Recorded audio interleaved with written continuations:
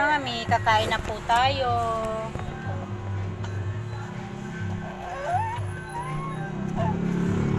Ganyan tong batang to eh, napakasungit eh. Inispoiled kasi ni mama. Love na love kasi yan ni mama. Hindi, nawalay kasi sa akin ng napakatagal. Kasi kaya ganyan yan sa akin.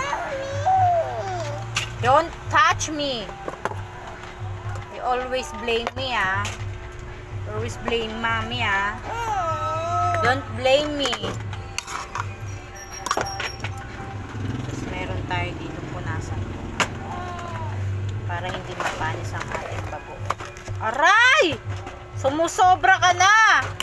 Oh, kasi nagagalit siya. Akala niya ice cream. Kasi yung pinagkainan namin ng ice cream, hindi namin tinatapon mga mi. Kasi sayang. Pwede siya paglagyan. Bagoong. You like bagoong? Oh. Akala niya ice cream. Hindi niya alam. Bagoong.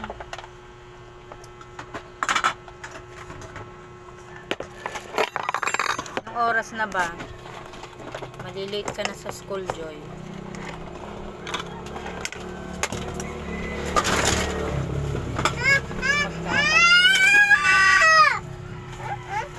Eh, away.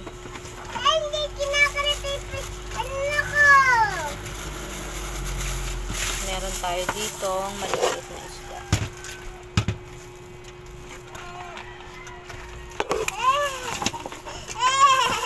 Sige na, pahiram mo na anak para hindi kayo nag-aaway, 'di ba? 'Di ba anong sabi ko pag ate? Mag-aaway eh. Oh, tinan niyo nag-aaway sila mga miyo. Ah, Barbie ano, Mama Pau oh. Tinan mo si ano, Barbie Mama Pau. Ganyan siya oh. Ah. Panonood to ni Mama Pau mamaya. So, let's eat na mga mi. Yummy.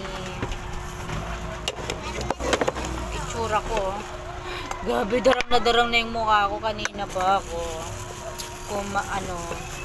luluto.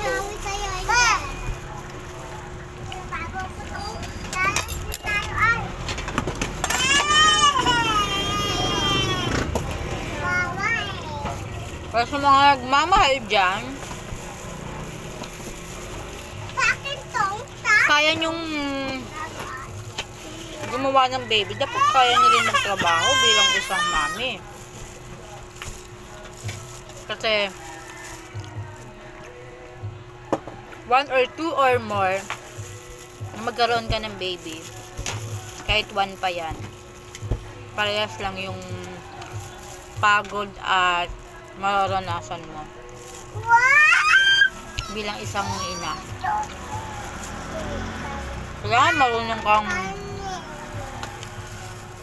magluto.